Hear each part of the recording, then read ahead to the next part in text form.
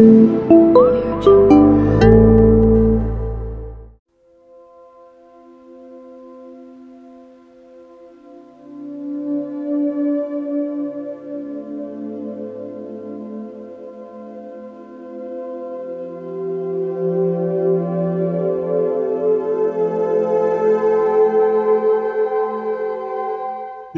di dunia ini orang itu menjadi sombong, ingin dipuji, ingin dihormati, ingin macam-macam. Dan kalau orang melakukan satu perbuatan baik, lalu namanya dipajang besar begitu supaya hebat. Tetapi apa yang dikatakan Tuhan? Kalau demikian kamu sudah menerima upahmu. Tidak ada upah lagi nanti di akhirat itu. Di dunia ini seringkali orang memuji orang lain dan sebagainya bukan dengan tulus, tetapi demi memperoleh sesuatu dari orang itu. Bahkan kadang-kadang memuji untuk kadang supaya kemudian bisa menipu dan sebagainya. Tapi saudara-saudari yang dikasihi Tuhan, kita harus hidup ini, kita seperti dikatakan Santo Agustinus ya, kita diciptakan oleh Tuhan untuk Tuhan. Jadi kamu semua, siapapun kamu, itu sebetulnya kamu diciptakan oleh Tuhan untuk Tuhan. Dan yang sebenarnya luar biasa bahwa kita semua diciptakan menurut gambar dan kesamaan Allah. Jadi siapapun kamu itu, sebetulnya hatimu atau jiwamu itu serupa dengan Allah dan kemuliaan. Dan karena itu kita harus berusaha supaya hati kita atau jiwa kita semakin lama menjadi semakin serupa dengan Allah. Dan inilah kebahagiaan. Karena itu, kalau kita renungkan seperti dalam Injil, ada orang-orang mau mengikuti Yesus, lalu dikatakan tinggalkan semua dan kamu akan ada upah nanti di surga. Saudara-saudari yang dikasihi Tuhan, ingatlah, inilah iman kita. Kita diciptakan untuk kebahagiaan. Kalau kita hanya hidup di dunia ini saja, ya, memang rebutan kekayaan dan sebagainya mungkin itu ada artinya. Tetapi kita diciptakan untuk kebahagiaan. Hidup kita di dunia ini hanya sementara, saudara-saudari. Hanya sementara. Karena itu yang lebih penting, kita ini seperti kata Santo Petrus adalah peziarah menuju ke tanah air kita yang sejati, yaitu ke surga itu. Nah, surga itu sebetulnya sudah akan bisa dimulai di dunia ini. Seringkali orang-orang memuji dan sebagainya itu dengan maksud yang katakanlah yang tidak murni dan sebagainya. Lalu saya teringat suatu dongeng itu dari waktu baca ini, satu dongeng di kalangan orang Jawa saya kira. Suatu saat itu ada seekor gagak yang mencuri dendeng di suatu rumah begitu. Lalu dia hinggap di satu pohon. Kebetulan di situ lewat seekor kancil. Kancil itu kijang kecil yang dalam pandangan itu binatang cerdik. Ya, entah bagaimana keadaannya, tapi itu digambarkan sebagai binatang cerdik. Lalu kemudian kancil itu dia lihat gagak itu bahwa ada dendeng, dia kepingin dendeng itu. Gimana caranya? Dia ada mungkin naik pohon itu dendeng. Lalu dia mulai memuji gagak itu. Waduh, ini burung apa ya? Luar biasa, bulunya hitam mulus, luar biasa, badannya besar, luar biasa. Ini burung apa? Luar biasa. Lalu gagaknya mendengar itu mulai senang dipuji. Wah, hebat, gagak bulunya hitam mulus dan bagus. Terus kancil mengatakan, wah, kalau demikian mungkin suaranya juga merdu sekali ya. Suaranya gimana itu ya? Lalu Gagah itu yang tadi merasa dipuji dan sebagainya, lalu sudah mulai senang gini, akhirnya dipuji, suaranya bagaimana? Lalu dia mulai memperdengar suara, gak. Pada waktu dia bilang gak, apa yang terjadi? Dendengnya jatuh. Dendengnya jatuh. Lalu kancil itu memungut dendengnya, gak, terima kasih ya. Nah, itulah manusia seringkali. Orang memuji, waduh kamu hebat, dan supaya dapat sesuatu. Nah, tetapi nilai penghargaan manusia itu sebetulnya tidak ada artinya. Nilaimu tidak tergantung dari apa kata manusia, apa ini. Walaupun kamu misalnya ada pada manusia dari hebat, orang kaya, orang ini. Lalu dikatakan Tuhan Yesus, kalaupun seorang itu memiliki seluruh dunia, tapi kehilangan nyawanya, apa artinya itu semua? Atau seperti dalam perumpamaan itu, orang yang kaya mengumpulkan kaya, tapi kemudian sebentar dipanggil Tuhan meninggalkan dunia ini. Lalu apa artinya itu? Nah, inilah, karena itu supaya kita tahulah, kita harus bersyukur kepada Tuhan bahwa nilai seseorang itu tidak tergantung dari apa kata orang, tetapi tergantung dari apa kata Tuhan. Lalu misalnya dikatakan, wah kamu itu seorang yang pandai sekali, hebat, jenius, wah gitu hebat. Tetapi tidak mempunyai kasih, itu tidak bernilai di hadapan Tuhan. Pertama-tama memang inilah saudara yang dikatakan Tuhan. Hukum yang pertama dan terutama ialah kasihilah Tuhan Allahmu dengan segenap hatimu dan seluruh jiwamu, dengan seluruh kekuatanmu. Dan hukum yang kedua yaitu kasihilah sesamamu manusia seperti dirimu sendiri. Karena itu Tuhan Yesus mengatakan, kalau kamu itu mengadakan perjamuan, undanglah orang-orang yang miskin dan sebagainya. Dan ini berarti bahwa kita juga harus memperhatikan saudara-saudari kita yang menderita, yang kekurangan, yang miskin dan sebagainya. Lalu sebagai satu contoh saudara, apapun yang kamu lakukan bagi sesama, kalau itu kamu lakukan demi Tuhan dan demi cinta kasih, mempunyai nilai. Seperti ini sebagai misalnya ya, kamu tahu ini saudaramu kekurangan makan, lalu kamu beri makan, tapi demi Tuhan, bukan supaya kamu dipuji, ini mempunyai nilai besar. Lalu ini ada dalam satu cerita yang saya ingat itu dari riwayat Santo Martinus dari Tours.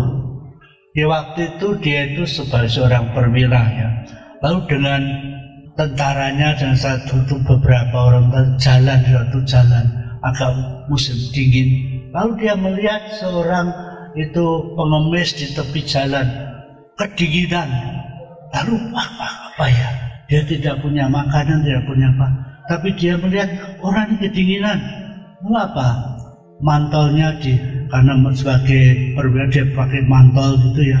Lalu mantelnya dipotong dua, yang separuh diberikan kepada orang itu. Dan itu waktu dia sebagai perwira, kemudian memang itu. Lalu apa yang terjadi?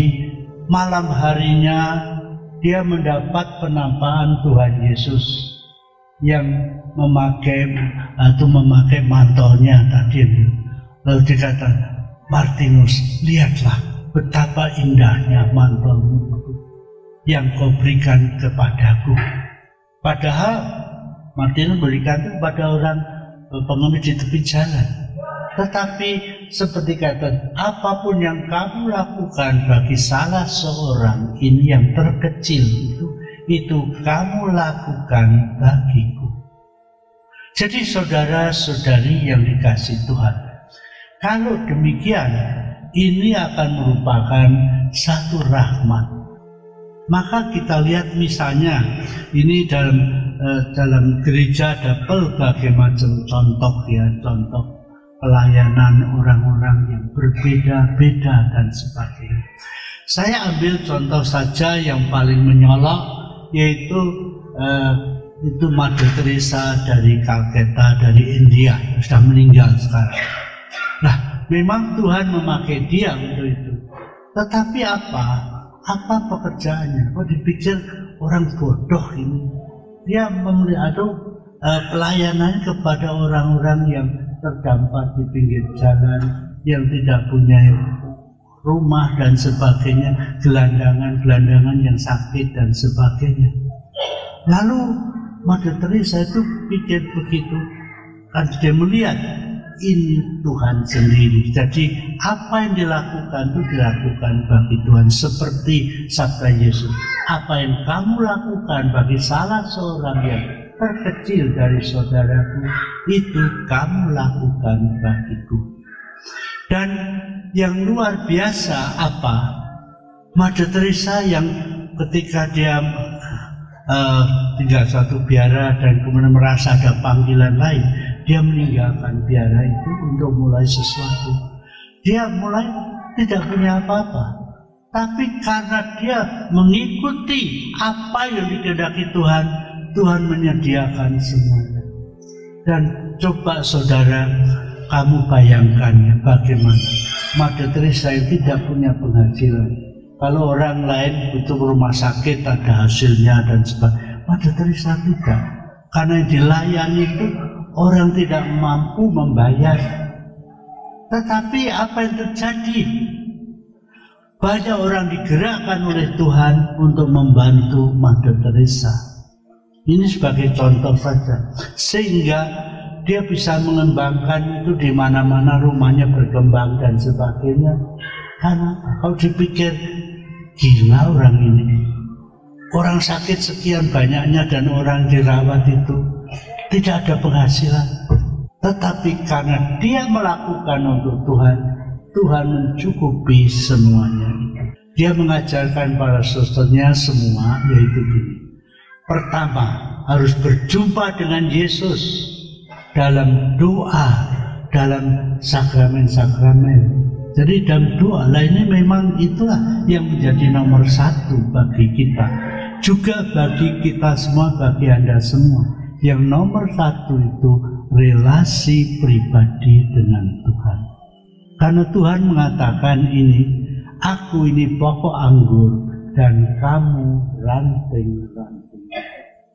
Hanya ranting-ranting itu hanya bisa berbuah dan tumbuh kalau ranting itu tetap tinggal pada pokok. Kalau rantingnya merasa, wah buahnya kelihatan bagus, lalu melepaskan diri dari pokoknya, dia akan kering dan mati. Nah, begitu juga kita, saudara, sebagai orang-orang Kristen. Dan itu sebetulnya ini rahmat yang istimewa bagi kita ya, bahwa kamu harus sadar betapa besar rahmat diberikan Tuhan kepada kamu, yaitu bahwa kamu percaya kepada Allah. Dan karena itu kita harus tetap teguh bersatu dengan Kristus. Itu yang menjadi pokok. Kalau kamu lepas dari Yesus Kristus, maka kamu akan mati. Artinya hidupmu sudah di dunia ini, kamu akan selalu dijiwai oleh ketakutan, kekhawatiran dan sebagainya, kegalauan dan lain-lain. Tapi sebaliknya, kalau kamu betul bersatu dengan Yesus, apapun tantangan, apapun fitnahan orang, apapun itu, kamu akan tetap bersatu dengan Dia dan hatimu dipenuhi dengan damai dan sukacita. Dan tentu saja pokoknya kepada sesamamu itu hendaklah kamu saling mengasihi seperti aku mengasihi kamu. Dan inilah yang saya kira harus yang menjadi pokok bagi kita, melihat sesama kita sebagai Yesus. Dan kalau kita melihat sama kita sebagai Yesus itu, sebab apapun yang kita lakukan bagi seorang itu, bila kita lakukan demi Yesus, maka itu betul-betul seperti kita melakukan bagi Yesus. Hal-hal seperti ini, saudara, yang sebetulnya membahagiakan bagi kita. Dan ini merupakan satu rahmat istimewa. Dan ini diberikan kepada kita secara cuma-cuma, asal kita mau percaya. Dan itu pertama itu. Maka melalui tadi kita mulai mengenal Yesus secara pribadi. Tapi tidak cukup hanya mengenal begitu saja. Kita juga harus hidup sesuai dengan firman Tuhan sendiri. Karena itu saudara-saudara, membaca kitab suci dan merenungkannya, ini merupakan sarana yang penting sekali. Dan sebetulnya juga dengan pencurahan roh itu, kalau Yesus betul hidup, kitab suci juga akan menjadi hidup. Saya masih ingat akan ada seorang ibu yang dulunya sebagai orang Katolik, dia kok orang Katolik kok tidak pernah baca kitab suci. Dia beli kitab suci, tapi waktu itu dia rupanya belum begitu mengenal Tuhan. Lalu bosen, tidak ngerti, ditaruh di raknya. Terus kemudian suatu hari dia ikut retret awal. Lalu saya ikut retret awal, dia dijamah Tuhan. Lalu pulang, itu dia baca kitab suci. Akhirnya tiap-tiap hari dia membaca kitab suci dan hidupnya berubah. Karena apa? Karena kitab suci adalah sabda Tuhan yang memberikan kehidupan kepada kita. Jadi itu, dari situ kalau kita merenungkan kitab suci bukan supaya tahu begitu, tapi supaya mengerti apa yang dikehendaki Tuhan bagi kita.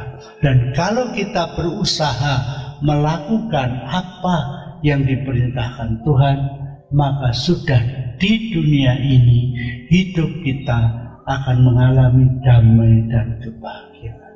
Sebaliknya, walaupun kamu mempunyai harta yang banyak sekali, tapi kalau kamu tidak mengenal Tuhan, hidupmu akan selalu galau, penuh kekhawatiran, penuh ketakutan. Walaupun orang menyimpan uang sampai ratusan miliar itu di gudangnya, toh tidak akan bahagia. Untuk apa itu semua? Jadi yang membahagiakan kita sebetulnya bukan harta, bukan pengetahuan, bukan kekayaan, bukan apa.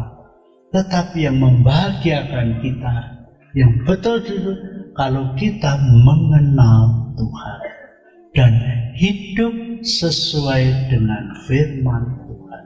Inilah sumber kebahagiaan. Jadi itu. Dan ini merupakan satu rahmat yang istimewa. Karena itu saudara-saudara, usahalah jadi pertama untuk betul-betul mengenal Tuhan dan membaca, merenungkan sabda Tuhan. Jadi pertama dan itu kita harus berdoa. Doa ini yaitu menyadari relasi kita dengan Tuhan. Karena apa? Sebetulnya Tuhan yang lebih dahulu mengasihi kita. Jadi kamu mengasihi Tuhan karena Tuhan lebih dahulu mengasihi kamu. Kalau Tuhan tidak mengasihi kamu lebih dulu, kamu tidak mungkin dapat mengasihi Tuhan. Karena itu saudara-saudari yang dikasihi Tuhan, sebetulnya kalau kita mau betul-betul hidup mengikuti Tuhan, sebetulnya itu sederhana.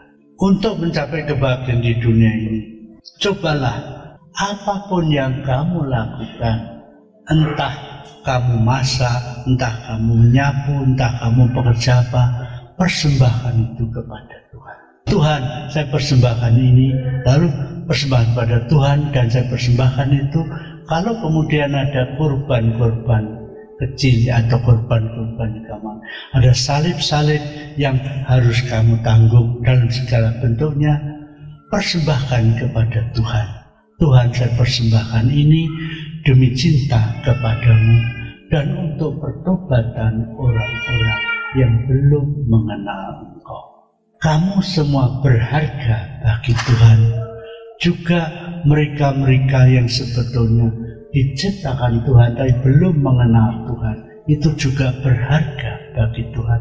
Karena itu sebetulnya kalau kita pikir-pikir, kalau Tuhan lebih dahulu mengasihi kamu, saudara, apa balasanmu kepada Tuhan? Yaitu tadi Tuhan melakukan apa ini kehendak Tuhan, dan khususnya juga bisa men-sharingkan apa yang kamu alami, apa yang kamu terima dari Tuhan kepada orang-orang lain, supaya mereka pun akhirnya juga mengenal Tuhan. Jadi ini saya kira penting sekali. Jadi saya kira juga kita hidup dalam satu zaman ini. Lalu ini bisa dilakukan semua. Jadi memang tidak semua orang bisa menjadi misionaris pergi kemana-mana. Tapi kamu semua yang mengenal Tuhan, yang boleh sudah mengalami kasih-Nya, bisa sharingkan kepada temanmu, kepada saudaramu, kepada keluargamu, apa yang kamu alami, sehingga makin lama makin banyak orang yang mengenal Tuhan. Nah, kalau demikian, inilah juga suatu panggilan yang luhur. Karena apa? Kalau kita begitu menerima kasih Tuhan, kita mau membagikan itu kepada orang lain juga. Tapi ini bukan hanya berlaku untuk para pastor, para frater, suster, tapi juga sebetulnya berlaku untuk Anda semua. Jadi apa yang kamu alami, kamu itu bagikan kepada teman-temanmu, kepada saudaramu, dan lain-lain. Sehingga mereka pun akhirnya juga boleh mengenal Tuhan seperti kamu mengenal Dia, mengalami itu. Jadi itulah saudara-saudari yang dikasihi Tuhan. Kalau demikian, dunia akan berubah. Semakin banyak orang yang mengenal Dia itu. Jadi, dan ini Tuhan mau memakai kamu juga, kamu semua sebagai alat-alatnya untuk meluaskan kerajaan Tuhan. Yaitu artinya supaya semakin banyak orang mengenal dan mengasihi Tuhan. Dan kalau semakin banyak orang mengenal dan mengasihi Tuhan, justru ini dunia akan menjadi lain. Jadi inilah pandangan kita. Sebab kalau tidak, misalnya ini tidak ada realitas ini demikian, lalu kamu melihat frater-frater, suster-suster yang mau meninggalkan, itu orang bodoh sekali. Bodoh-bodoh atau apa. Tapi menurut pandangan dunia, ya, ini orang-orang bodoh semua itu.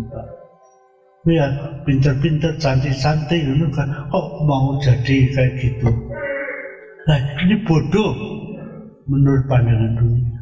Tetapi saya kira mereka akan tahu bahwa melayani Tuhan, memberikan diri kepada Tuhan, ini satu rahmat yang istimewa.